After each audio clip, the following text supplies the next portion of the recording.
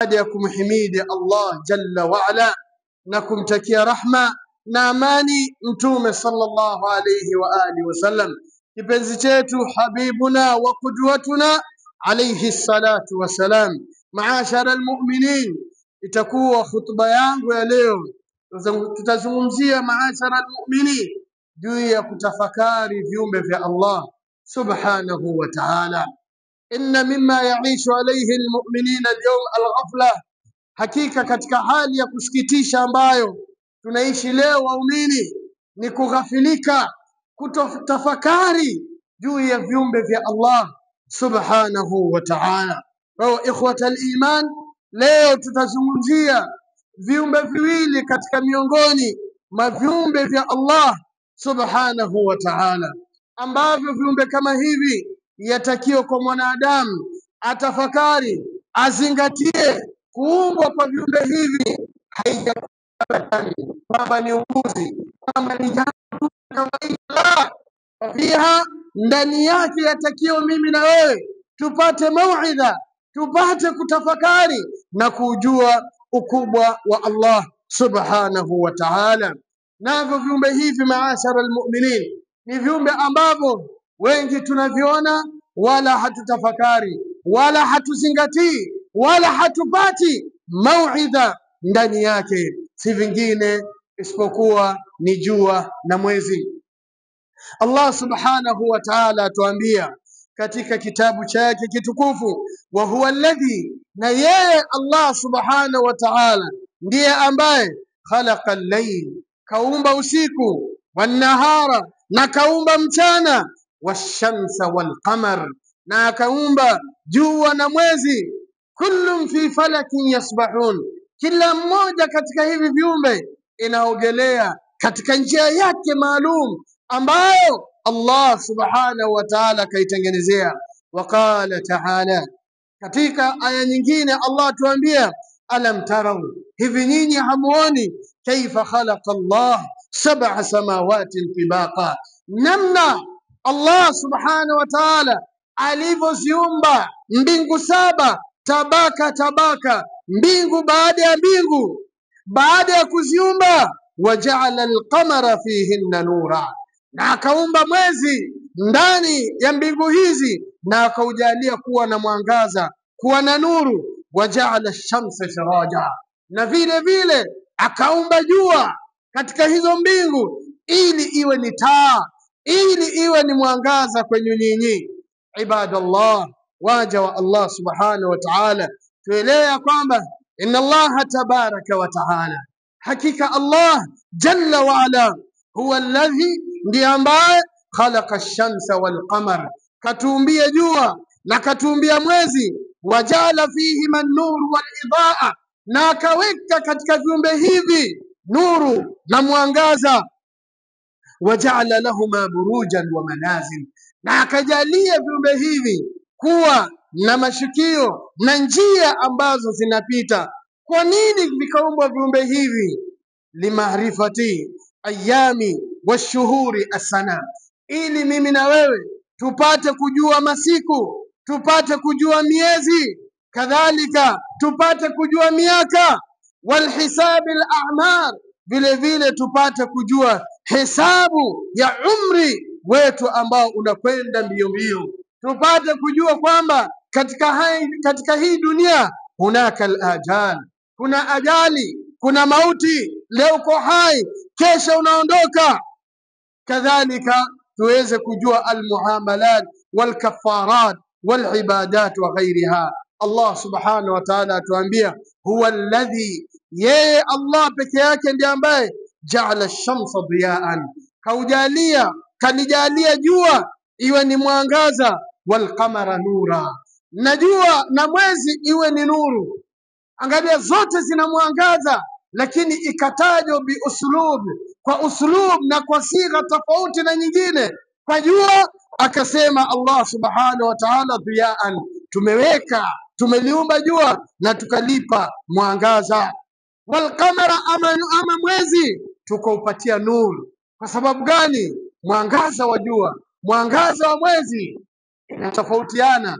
Utakuta mwangaza wa jua ni mkali zaidi, inafika kiwango inachoma, wakati mwangaza wa mwezi unang'aa, lakini haumizi, lakini hauchomi. Kwa kila kimoja katika hivi hulika vimeumbwa kwa hikma ya hali ya juu kabisa. Maashara almu'minin, kisha Allah akatuambia huwa alladhi ja'ala ash-shamsa diya'an, yeye ndiye ambaye kajalia jua liye ni mwangaza, wal qamara nuran, na mwezi uwe ni nuru, wa qaddarahu manazil, na kila katika hivi viumbe kavikadiria mashikio yao. Kila moja ina stage yake inashukia, kila moja ina njia yake inapitia. Kwa nini? Lita'lamu adada as-sinina wal hisabi, ili nyinyi wanadamu mpate kujua idadi ya miaka, hesabu. Ma khalaqa Allahu dhalika, Mwenyezi Mungu Subhanahu wa Ta'ala hakuviumba viumbe hivi, jua na mwezi, hivi hivi, illa bilhaqqi, isipokuwa ni kwa haki. Yufassilu alayat, na hivi ndivyo Mwenyezi Mungu anapambanua aya zake, liqaumin ya'lamun, kwa watu wenye kujua. Ni kwamba wengi wanaliona jua, wanaona mwezi, lakini hawamo kabisa. Amma almu'min, ama mu'min, kila linapochomoza jua, kila unapochomoza mwezi, anatafakari, anaangalia, anapata kujua ukweli ukubwa wa Allah subhanahu wa ta'ala. Waqad qaddara al-aziz al-alim fi tulu'i shamsi wal qamar, na Allah jalla wala akakadiria katika kuchomoza kwa jua. Si kwamba tu ni nature kama vile wengi wanavyoona, jua limechomoza limezama, mwezi umetoka umezama. La abadan, kwa Muislamu si hivyo, ikhwatal iman, bali anatambua, anaelewa Muislamu ya kwamba huku kuchomoza kwa jua, huku kuchomoza kwa mwezi, kuzama kwa jua, kuzama kwa mwezi, huduthu layl, inapatikano viumbe, inapatikano vitu mbalimbali, kama vile kupatikana kwa usiku, kama vile kupatikana kwa mchana. Fa fi tulu'ihima, katika kuchomoza kwao, masalihun adhima lilibad, kuna masalih, faida nyingi sana kwa waja. Wa fi ghurubihima, na katika kuzama kwao, masalihun adhim, hivyo hivyo kuna masalih mengi sana ambayo yanapatikana ndani yake, kama qala subhanahu wa ta'ala, ama alivyotueleza Allah subhanahu wa ta'ala, asema waja'alna al-layla wan-nahara ayatain, na tumefanya usiku na mchana ni katika aya, alama mbili kubwa sana za wewe mwanadamu unapotafakari, za kutaka za kukuongoza kujua ukweli na ukubwa wa Allah subhanahu wa ta'ala. Kisha asema famahauna ayata layl, kisha tukaufuta, yani almahu huna ay azalna, tukaondosha usiku. Waja'alna ayata nahari, kisha tukaulete mchana na tukaufanya huu mchana ni aya, ni alama, mubsiratan, kwa wenye kutazama, kwa wenye kuona. Kwa nini? Litabtaghu fadlan min rabbikum, ili nyinyi wanadamu mpate kutafuta fadla za Mola wenu. Walita'lamu adada sinina wal hisabi, na hili mpate kujua idadi ya miaka na hesabu. Wa kullu shay'in, na kila kitu, fassalnahu tafsila, tumekipambanua kisawasawa kabisa, namna inavyotakiwa kupambanua. Na hapa ndipo unapata fa fi nahari yas'a an-nas wad-dawabu, na ndio Muislamu atakiwa anapotizama viumbe kama hivi, akajua ukubwa wa Allah subhanahu wa ta'ala, akajua majukumu yake ni yapi atakiwa kuyafanya. Lakini ikiwa unavitizama viumbe kama hivi na utafakari, mwisho wake unafanya mambo ambayo si ya kawaida. Fa fi nahari, kwa sababu katika mchana kuchomoza na kuja kwa mchana, yas'a an-nasu wad-dawabu fi masalihihim, kila mmoja, watu, wanyama wanatawanyika katika ardhi ya Allah subhanahu wa ta'ala, kila mmoja akienda kutafuta maslahi yake. Mwanadamu anarauka kwenda kazini, wanyama wanarauka malishoni, kila mmoja anatafuta maslahi yake.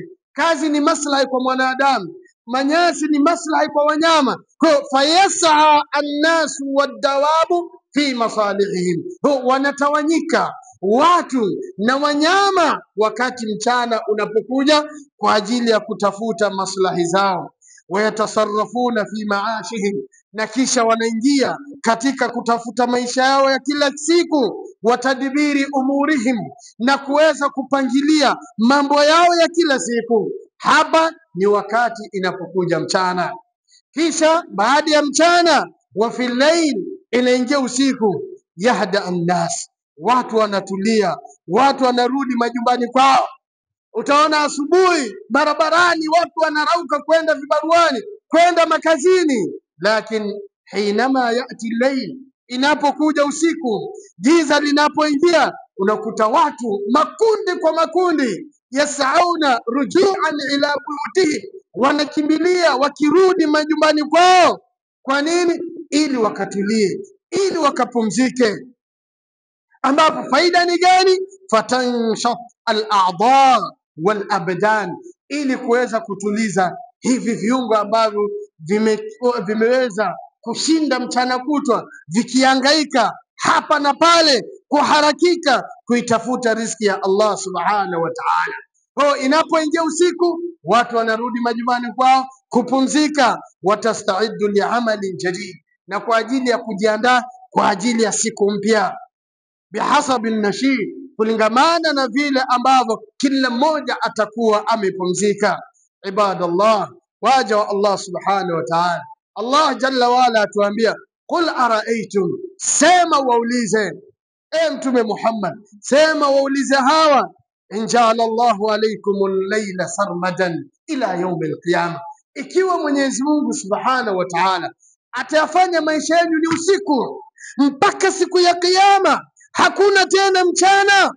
Man ilahun ghayrullah, ni nani mwingine asiyekuwa Allah subhanahu wa ta'ala? Yatikum bidhiyain, atawaletea mwangaza. Afala tasmaun, hivi hamsikii? Hamna akili? Hivi hamzingatii? Kwa hivyo ikiwa wewe Muislamu yule ambao usiku unaingia, badili ya kuhangaika, badili ya kujiandaa kwa lile uliumbio, ukageuka ikawa usiku wako ni wa kukesha kwa kumwasi Allah subhanahu wa ta'ala. Na angalia umma wa Kiislamu leo, inapoingia usiku, badili ya watu kulala mapema kujiandaa tahajjud, qiyamul layl, mtu sasa ndio wakati wake wa kuchonga. Ukimuuliza wachonga nini? Wachonga mbao za 6x6 ama ni 6x1, hawezi akakwambia bana tuenda kujiandaa kwa ajili ya kuchonga. Ili hali ina maana hata wanyama ambao hawana akili wanakushinda wewe mwanadamu. Wanyama ambao wameumbwa kwa ajili ya majani hawali usiku. Usiku utawakuta wametulia katika mazizi yao. Fa aina lakal insan, uko wapi mwanadamu? Wanyama ambao hawana akili lakini wanashinda mimi na wewe, ambaye Mwenyezi Mungu akatujalia akili ya kupambanua baina alhaqi wal batil, kati ya haki na batil. Wanyama wanapumzika lakini mwanadamu anakesha. Haya ndio maajabu yetu. An-natija qiyamul layl hakuna, an-natija salat al-fajr hakuna. An-natija ni unalala, unakosa alfajiri, unakosa dhuhuri, unakosa alasiri, ili uweze kuamka kwa ajili ya kujiandaa tena kwenda kuchonga. Hii ni balaa na ni mtihani mkubwa sana. Sasa Allah atuuliza, katika hiyo hali umeketi wewe unachonga, unamwasi Mola wako, hebu tuelezeni, ikiwa Mwenyezi Mungu atajalia iwe ni usiku mpaka siku ya kiyama, ni nani mwingine asiyekuwa Allah subhanahu wa ta'ala atatuletea mwangaza? Afala tasmaun, hivi hamsikii nyinyi wanadamu? Waqala subhana, kisha akasema katika aya nyingine, qul araitum in ja'ala Allahu alaykum an-nahar, hebu sema tuambieni, ikiwa Mwenyezi Mungu atawajalieni mchana, maisha ni mchana, hakuna cha usiku, nani mwingine atakayewaleteni usiku ili muweze kupumzika? Hakuna mwingine isipokuwa yeye Allah subhanahu wa ta'ala. Man ilahun ghayrullah, ni nani asiyekuwa Allah? yatikum, atakayewaletea bilailin taskununa fi, usiku ambao mnapumzika ndani yake.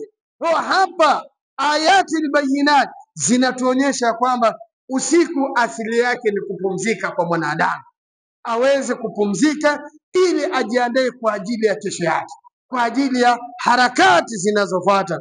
Lakini sasa badala ya mwanadamu kupumzika, anatumia fursa kama hii kumuasi Mola wake. Na ndio maana Allah auliza, afala tubsirun, hivi hamuoni, hivi hamtizami, enyi ambao mumebadilisha neema za Allah subhanahu wa ta'ala. Maashara almu'minin, wa fi harakati shams yadhharu al-layl, hakika kutembea kwa jua inapatikana usiku na mchana. Wa fi irtifaihima, na katika kuchomoza kwao na kuzama kwao. Hii inadhihirisha ukubwa na utukufu wa Allah subhanahu wa ta'ala, na vile vile ndani yake tunapata kuweza kupata misimu minne ambayo inapatikana kwa mwaka, ambayo ni as-saif wa shita wa rabi wal kharif. Hii misimu yote inapatikanwa wakati jua na mwezi zinachomoza, zikizama. Tunapata wakati wa ukame, wakati wa mvua, wakati wa baridi, wakati wa manyunyu, wa hakadha. Hayo yote yanapatikana kwa ajili ya kuharakika kwa viumbe kama hivi.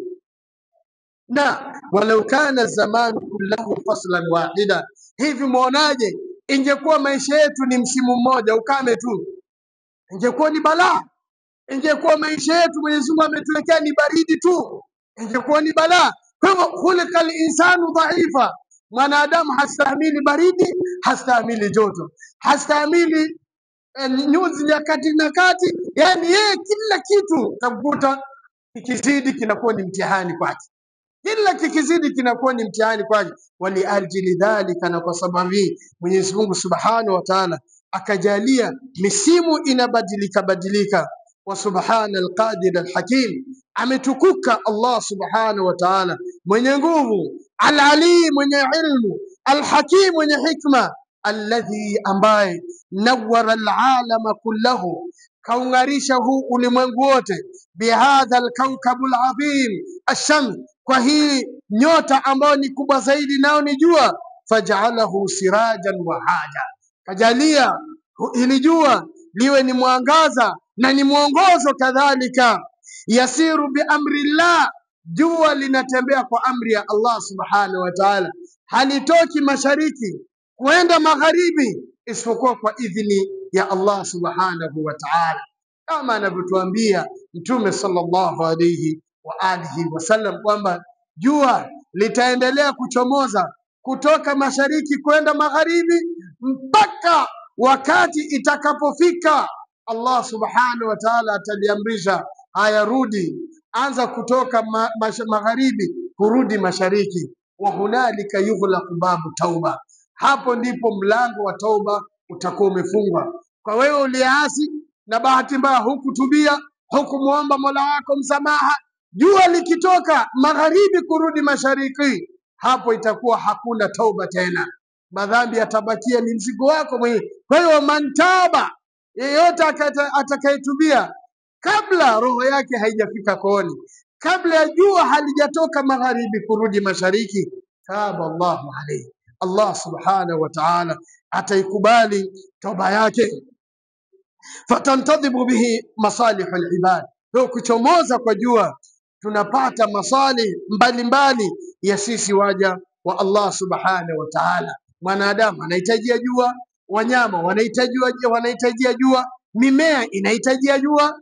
Na ndio maana utakuta miongoni mwa adhabu ambao hupewa fungo ni kunyimwa jua, kwamba jua halipati, ni balaa kubwa sana unapoikosa jua. Lakini wewe watembea katika ardhi ya Allah subhanahu wa ta'ala, jua la kuangazia, wala huna habari kwamba uko ndani ya neema. Haya ni maajabu makubwa. Kwa hivyo ikhwatal iman, yatakiwa mimi na wewe tutafakari hivi viumbe vya Allah subhanahu wa ta'ala. Inna fi khalqi samawati wal ard wa ikhtilafi al-layli wan nahar la ayatin li ulil albab, hakika kuumbwa kwa mwezi, kuumbwa kwa jua na mwezi, kuumbwa kwa usiku na mchana, na kutofautiana kwa jua na mwezi ni aya, ni alama kwa nani? Liulil albab, kwa wenye akili. Wanapotizama kuingia kwa usiku, kuja kwa mchana, jua linavyochomoza likazama, mwezi unavyochomoza ukazama, hasa wanatafakari. Hao ni nani? Ulul albabi, ndio wenye akili. Alladhina yadhkuruna Allah qiyaman wa qu'udan. Ni nani hao? Wanaomtaja Mola wao kwa kusimama, kwa kuketi, kwa mbavu zao. Sasa je, mimi na wewe tuko ndani yake? Tunakuta sisi hatumo. Tunaona jua limechomoza limezama, siku imeisha, tunasherehekea, mwezi umekuja umeenda, basi. Huu ni mtihani mkubwa, maashara almu'minin, ikiwa hatuzingatii viumbe vya Allah subhanahu wa ta'ala. معاشر المؤمنين وجعل الله سبحانه القمر يقبل الزيادة والنقصان. Naangalia katika kuumbwa kwa viumbe hivi viwili, jua na mwezi, Allah subhanahu wa ta'ala akajalia katika mwezi kuna kuzidi na kupungua. Jua liko hivyo hivyo, la chomoza duara laenda duara, lakini alqamar, lakini mwezi Allah subhanahu wa ta'ala akaujalia unapungua, unaanza ukiwa ni mdogo, unaenda uwe mkubwa, kisha unaanza kupungua, wa hakadha. Ili nini? Tuweze kupata idadi, tuweze kujua idadi ya miezi, kwamba huu ni mwezi fulani, huu ni mwezi fulani, huu ni mwezi fulani, huu ni mwezi fulani. Ndio maana inapokuja Ramadhani tunautizama mwezi. Kwa nini? Ili tuweze kuanza hii ibada adhim ya saum. Lakini al-insan ma yatafakkaru fi hadha al-makhluqat, lakini la kushangaza ni kwamba mwanadamu hazingatii wala hafikirii katika viumbe kama hivi ambavyo Allah subhanahu wa ta'ala kaviumba. Fa subhana al-khaliqul alim, ametukuka Allah subhanahu wa ta'ala, muumbaji mwenye ilmu. Fa subhana man khalaqahuma, bila shaka ametukuka aliyeviumba viumbe kama hivi. Man sakharahuma, na akavidhalilisha viumbe kama hivi kwa ajili ya wanadamu. Asema Allah subhanahu wa ta'ala, wa min ayatihi, na miongoni mwa alama kubwa kabisa za kujua ukubwa wa Allah, uweko wa Allah subhanahu wa ta'ala, al-lailu wan-nahar, ni usiku na mchana, washamsa wal-qamar, na jua na mwezi. La tasjudu lishamsi, msije mkasujudia jua, wala lilqamari, wala msije mkasujudia mwezi. Wasjudu, bali mwatakiwa nyinyi wanadamu mumsujudie lillahi, Allah subhanahu wa ta'ala, alladhi khalaqahun, ambao kaviumba hivi vyote. In kuntum iyyahu ta'budun, kama kweli nyinyi mnamwabudu Allah subhanahu wa ta'ala. Waqad sajada an-nas lishams wal-qamar, na watu zama za nyuma walisujudia jua baada ya kufanya utafiti na kuona kwamba kila kiumbe kinahitajia jua ili kukua kwake. Mimea inahitajia jua, mwanadamu anahitajia jua, wanyama wanahitajia jua. Sasa wakadhania kwamba huyu ndio Mungu anayewapa maisha, wakaanza kusujudia jua badili ya kumsujudia Allah. Wengine nao wakaanza kusujudia mwezi badili ya kumsujudia Allah subhanahu wa ta'ala. Ndio maana sisi Waislamu Allah akatutahadharisha, akatuonyesha kwamba yeye ndio kaviumba hivi na havistahiki kuabudiwa. La tasjudu lishams wala lilqamari, msije mkasujudia jua wala mwezi. Wasjudu lillah, bali mumsujudie Allah subhanahu wa ta'ala aliyeviumba viumbe kama hivi. In kuntum iyahu ta'budun, kama kweli nyinyi mnamwabudu Allah, basi jueni ya kwamba jua na mwezi ni viumbe katika viumbe vyake na havistahiki ibada ya aina yoyote. Qala Allah subhanahu, atuambia Allah subhanahu wa ta'ala, alam tara, hivi hamjaona, anna Allah, kwamba yeye Allah subhanahu wa ta'ala, yasjudu lahu man fi samawati wa man fil ardi, kwamba vinamsujudia Allah vyote vilivyomo mbinguni na ardhini. Washamsu walqamar, na vile vile jua na mwezi vinamsujudia Allah subhanahu wa ta'ala. Wanujumu, na nyota zinamsujudia Allah. Waljibal, na majabali yanamsujudia Allah subhanahu wa ta'ala. Washajaru, miti pia inamsujudia Allah, wadawabu, na wanyama wengi kabisa, wa kathiran minan nas, na wengi katika watu, wa kathirun haqqan alayhi aladhab, na wengine wakaacha kumsujudia Allah wakawa wanastahili adhabu kali mno. Waman yuhinillahu, na yeyote ambaye Allah subhanahu wa ta'ala atamfanya kuwa dhalili, fama lahu min mukrim, hakuna atakayeweza kumnyanyua. Inna Allaha yaf'alu ma yasha, hakika Allah subhanahu wa ta'ala hufanya anayotaka yeye. Jua kabla halijachomoza linamsujudia Allah subhanahu wa ta'ala likiomba amri ya kuchomoza. Mola wangu, hivi nichomoze kwa waja wako au nibakie? Allah analiamrisha chomoza kwa waja wangu. Mimi na wewe tumshirikisha, mimi na wewe tukataa kumwabudu Allah, na ili hali jua linamsujudia Allah subhanahu wa ta'ala. Wewe mwanadamu wakataa kumsujudia Mola wako ambaye amekupa neema mbalimbali. Umefanya ibada ya Mola wako ni ya kuotea, Ijumaa mpaka Ijumaa, Ramadhani mpaka Ramadhani. Huu ni msiba, maashara almu'minin. Yatakiwa tumsujudie Allah subhanahu wa ta'ala. Ikiwa miti inamsujudia Allah, fa aina anta, uko wapi mwanadamu? Ikiwa wanyama wanamsujudia Allah, fa aina anta, uko wapi mwanadamu? Idha kana aljibalu, ikiwa milima inamsujudia Allah, uko wapi wewe mwanadamu? Kun minas sajidin, kuwa miongoni mwa wenye kusujudu na wenye kurukuu. Wa idha kana hadha an-nuru ash-shamsu wal-qamar wan-nujum, ikhwata al-iman, kila mmoja anapotizama jua na mwezi, bila shaka yatakiwa imjie fikra, ikiwa hii ndio hali ya kung'ara kwa jua, hii ndio hali ya mwangaza wa mwezi unavyong'ara, fa kaifa biman khalaqa, je, aliyeviumba atakuwa anang'ara kiasi gani? Ikiwa hiyo ndio mwangaza wa jua, namna ulivyo, kiasi kwamba unashindwa kuliangalia jua kwa dakika 5 pasina kizuizi baina yako na jua, fa kaifa biman khalaqa, je, aliyeliumba jua? Idha kana alqamar, ikiwa mwezi unavyong'aa unaangazia dunia nzima, fa kaifa biman khalaq, je, aliyeviumba atakuwa anang'ara kiasi gani? Maashara almu'minin, fa kaifa yakunu, itakuwaje ndugu zangu nuru ya Allah subhanahu wa ta'ala, itakuwaje nuru al-arsh, nuru ya arshi ya Allah subhanahu wa ta'ala, alladhi istawa alayhi arrahman, arshi ambao Allah amestawi juu yake.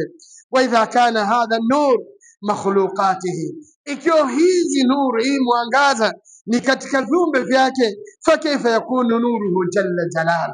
Hebu tutafakari, nuru ya Allah subhanahu wa ta'ala itakuwa ni nuru kubwa kiasi gani? Fa subhana alladhi, ametakasika yule ambaye khalaqa fil alami min khalqihi, kaumba katika huu ulimwengu viumbe vyake, wa kullu rizqin fil qawni min rizqihi, na kila riziki inaoliwa katika hii dunia ni riziki kutoka kwake Allah subhanahu wa ta'ala. Na ndio maana akatuambia, waman lam yaj'alillahu lahu nur, na yote ambaye Mwenyezi Mungu hatamjalia nur, fama lahu nur, ni nani atakayempa nuru? Hatakuwa na nuru kabisa. Qala Abu Dharr radhiyallahu ta'ala anhu, Abu Dharr al-Ghifari radhiyallahu ta'ala anhu, siku moja anamuuliza Mtume sallallahu alayhi wa alihi wasallam, anasema kumuuliza Mtume sallallahu alayhi wasallam, sa'altu Rasulullah sallallahu alayhi wasallam, nilimuuliza kipenzi cha Allah Mtume Muhammad bin Abdullah alayhi salatu wasalam, ya Rasulullah, hal ra'aita rabbak, ewe Mtume wa Allah, katika safari yako ya Isra na Miraj, hal ra'aita rabbak, je, ulibahatika kumuona Mola wako? Je, ulimuona Allah subhanahu wa ta'ala? Qal, Mtume sallallahu alayhi wa alihi wasallam akamwambia Abu Dharr al-Ghifari radhiyallahu ta'ala anhu, nurun anna ara, hakika Allah subhanahu wa ta'ala nuru yake ni kubwa sana, nitawezaje kumuona Allah kwa haya maumbile ya kibinadamu ya ulimwenguni? Maumbile ya mwanadamu ya duniani haiwezi ikastahimilia kumwona Allah subhanahu wa ta'ala. Misdaku dhalika, ukweli wa haya ni surati al-A'raf. Musa alayhi salam aliposema, alipoisikia sauti ya Allah subhanahu wa ta'ala, akaomba, qala rabbi arini anzur ilayk, Mola wangu, sauti yako nimeisikia, lakini nakuomba angalo nipate kukuona. Qala lan tarani, Allah subhanahu wa ta'ala akamwambia Musa, hauwezi ukaniona katika maisha ya dunia. Kiwiliwili chako hakiwezi kikastahimilia mwangaza wangu, na kama kweli wataka kuniona, kwanza hebu litizame hilo jabali lililoko pembezoni mwako. Ikiwa ustastahimili kulitizama, basi utaniona. Musa alayhi salam akalitizama jabali. Wakati Allah alipoondosha pazia kidogo tu baina yake na jabali, lilipasuka pasuka mpaka akazimia Musa alayhi salam. Falamma afaq, alipozinduka akasimama, qala subhanak, baada ya kuzinduka akasema, Mola wangu umetakasika, hiyo atosha. Kama hivi ndio kukuona na bado haujakuja hapa, ndio ulikuwa wajitayarisha kuja, basi yanitosha kabisa. Akazimia Musa alayhi salatu wasalam. Na ndio maana asema Mtume sallallahu alayhi wasallam, wasiqa man fi samawati wa man fil ard illa man sha Allah. Wakati malaika Israfil atakapoipuliza parapanda kwa mara ya pili na mara ya kwanza, watakufa wote. Kisha mara ya pili ikipulizwa, watafufuka viumbe vyote. Anasema illa man sha Allah. Hii parapanda ya kwanza akipuliza malaika Israfil, kila kitu kitakufa illa man sha Allah, isipokuwa yule ambaye Mwenyezi Mungu amemkadiria kubakia. Hasa wengi katika ulama wakaulizana, ni nani ambaye baada ya Israfil kuipuliza parapanda kila kitu kitakufa illa man sha Allah? Kuna adatu listithna, isipokuwa yule Mwenyezi Mungu anayetaka. Ni nani huyu? Mtume sallallahu alaihi wasallam asema, mimi ndio wa kwanza itakapopulizwa parapanda kwa mara ya pili, ardhi itapasuka kwa ajili yake kutoka. Nikisimama nitampata Musa akhidhun biqawaimil arshi, ameishikilia miguu ya arshi ya Allah subhanahu wa ta'ala. Fala adri, sijui je, yeye ni katika wale walioambiwa kwamba illa man sha Allah, ama ametoka mbele yangu. Sijui, labda ni katika hawa. Ndio wengi wakasema huenda Musa alayhi salam tayari alipozimia baina yake na Allah subhanahu wa ta'ala, alipotaka kumwona, huenda ikawa hiyo ndio ikamtosheleza ndio hatazimia na hatakufa, wakati kila kitu kitakufa. Hizi ni kauli katika akwali za ulama, japo hazina mshiko moja kwa moja. Kwa hiyo maashara almu'minin, an-nur, ikiwa Allah subhanahu wa ta'ala kaumba hivi viumbe na vinang'ara hivi, kama bad atakuwaje muumba wetu Allah subhanahu wa ta'ala? Idhan fa'alaina maashara almu'minin, ni juu yetu kuvitizama viumbe vya Allah subhanahu wa ta'ala na kupata mauidha ndani yake. Aqulu ma tasma'un wastaghfirullah li wa lakum fastaghfiruhu innahu huwal ghafurur rahim wa huwal barrul karim. Astaghfirullah. Innal hamdalillah nahmaduhu wa nasta'inuhu wa nastaghfiruh wa na'udhu billah min shururi anfusina wa min sayyiati a'malina. Man yahdihillahu فلا مضل له ومن يضلل فلا هادي له واشهد ان لا اله الا الله وحده لا شريك له واشهد ان محمدا عبده ورسوله. اخوة الايمان، يقول الله جل وعلا ان في خلق السماوات والارض واختلاف الليل والنهار والفلك التي تجري في البحر بما ينفع الناس وما انزل الله من السماء من ماء فاحيا به الارض بعد موتها وبث فيها من كل دابة وتصريف الرياح والسحاب المسخر بين السماء والأرض لآيات لقوم يعقلون.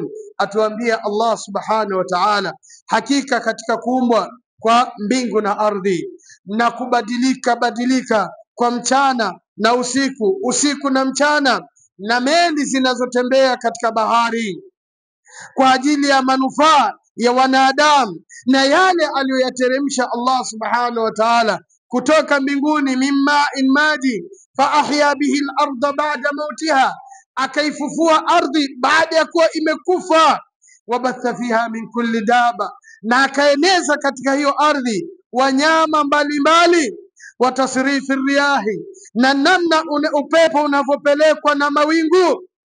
Haya yote maashara almu'minin ni aya kwa kila mwenye akili, na ndio maana katika hadithi aliyepokea Ibn Hibban, hadithi ya Aisha radhiyallahu ta'ala anha, anna an-nabiy sallallahu alayhi wasallam qala, mtume sallallahu alayhi wasallam asema, laqad nazalat alayya al-layla aya, usiku wa leo nimeteremshiwa mimi aya, wailun liman qara'aha, wale wake yule atakaisoma hii aya, walam yatafakkar fiha, na ikawa hakuizingatia, hakupata maono na fikra na ukubwa wa Allah subhanahu wa ta'ala, bila shaka huyo atakuwa ni mwenye kuangamia. Ni aya ipi? Inna fi khalqi samawati wal ardi, hakika katika kuumbwa kwa mbingu na ardhi, wa ikhtilafi llaili wan nahar, na kubadilika kutofautiana kwa usiku na mchana, la ayatin, kuna alama kubwa kabisa, liulil albabi, kwa wenye akili, ay fiha dilalatun ala qudrati llahi azza wa jal, katika hivi viumbe kuna alama na ishara kubwa kabisa ya kutuonyesha sisi wanadamu ukubwa wa Allah subhanahu wa ta'ala. Kwa hivyo haitakiwi kwa Muislamu kupitia ayati albayinati hakadha, yatakiwa tutafakari na tuweze kufaidika na mengi ambayo Mwenyezi Mungu ametuwekea katika viumbe vyake hivi, na tuweze kuishi maisha ya kibinadamu, usiishi maisha ya wanyama. Wewe jua linazama, watu wanaenda kupumzika, lakini wewe ndio unaanza kumwasi Allah subhanahu wa ta'ala. Wasubiria jua lizame ili ukazini, wasubiria jua lizame ili ukaibe, wasubiria jua lizame ili ukatafune majani, wakati hata wanyama wameenda kulala. Aina laka linsan, uko wapi mwanadamu? Alaina an natafakkar ikhwata aliman, hebu tuweze kuzingatia hivi viumbe Allah subhanahu wa ta'ala haviumbi bure bure, sio mchezo. Ni alama kwangu mimi na wewe, zitukumbushe ukubwa na utukufu wa Allah subhanahu wa ta'ala. Inna Allah wa malaikatahu yusalluna ala nabi ya ayyuhalladhina amanu sallu alayhi wa sallimu taslima. اللهم صل على محمد وعلى آل محمد كما صليت على إبراهيم وعلى آل إبراهيم إنك حميد مجيد، وبارك على محمد وعلى آل محمد كما باركت على إبراهيم وعلى آل إبراهيم إنك حميد مجيد. اللهم اغفر للمؤمنين والمؤمنات والمسلمين والمسلمات الأحياء منهم والأموات. ربنا تقبل منا إنك أنت السميع العليم، وتب علينا إنك أنت التواب الرحيم، وأقم الصلاة. الله أكبر الله أكبر، أشهد أن لا إله إلا الله، أشهد أن محمد رسول الله، حي على الصلاة حي على الفلاح، قد قامت الصلاة قد قامت الصلاة. الله أكبر الله أكبر، لا إله إلا الله. استووا واعتدلوا وتراصوا حال بين الملائكة والأولاد، استووا واعتدلوا ولا تختلفوا فتختلف قلوبكم، أقيموا صفوفكم فإن تسوية الصفوف من تمام الصلاة. الله أكبر.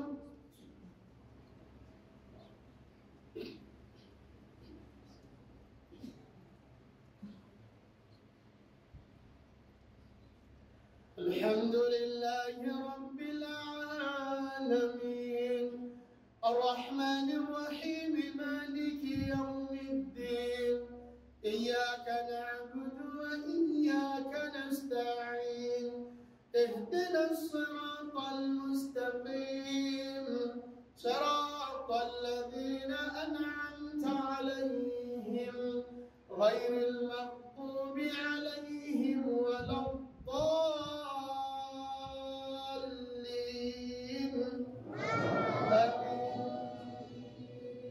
سبح اسم ربك الأعلى الذي خلق فسوى والذي قدر فهدى والذي أخرج المرعى فجعله غثاء أحوى سنقرئك فلا تنسى إلا ما شاء الله إنه يعلم الجهر وما يخفى ونيسرك لليسرى فذكر إن نفعت الذكرى سيذكر من يخشى ويتجنبها الأشقى الذي يصلى النار الكبرى ثم لا يموت فيها ولا يحيا قد أفلح من تزكى وذكر اسم ربه فصلى بل تؤثرون الحياة الدنيا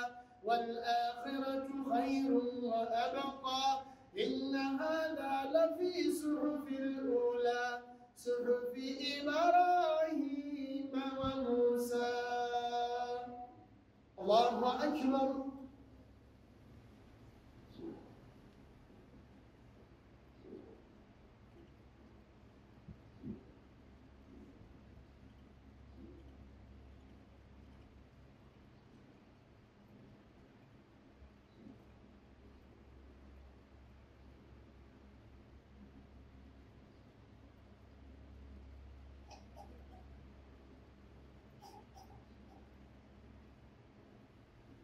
سمع الله لمن حمده.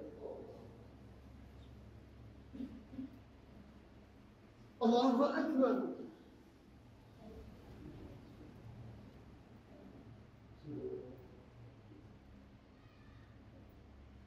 الله أكبر.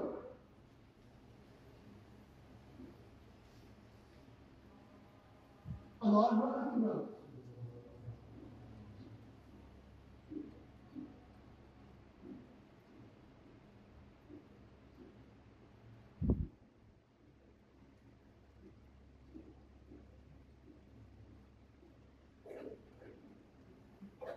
الله أكبر.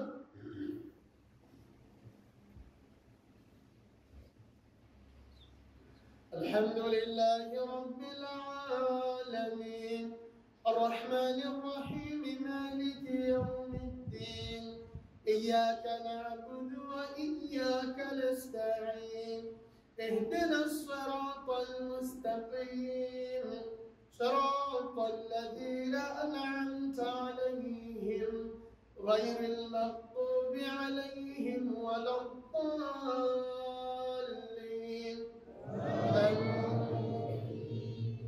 هل أتاك حديث الغاشية وجوه يومئذ خاشعة عاملة ناصبة تصلى نارا حامية تسقى من عين آنية ليس لهم طعام إلا من ضريع لا يسمن ولا يغني من جوع وجوه يومئذ ناعمة لسعيها راضية في جنة عالية لا تسمع فيها لاغية فيها عين جارية فيها سرر مرفوعة وأكواب موضوعة ونمارق مسفوفة وزرابي مبثوثة أفلا ينظرون إلى الإبل كيف خلقت وإلى السماء كيف رفعت وإلى الجبال كيف نصبت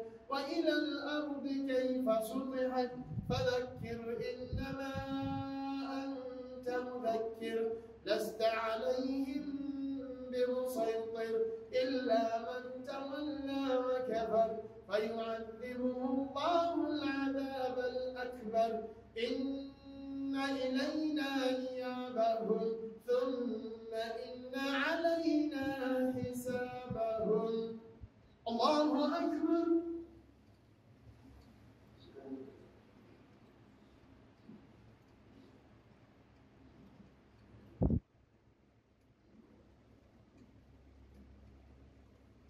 سمع الله لمن حمده.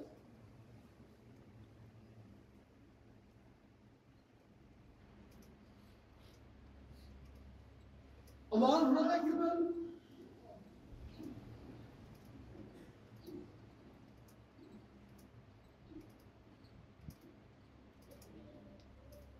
الله أكبر.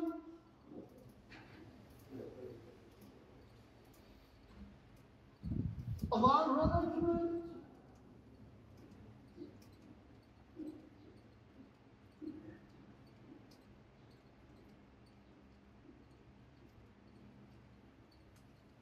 الله أكبر.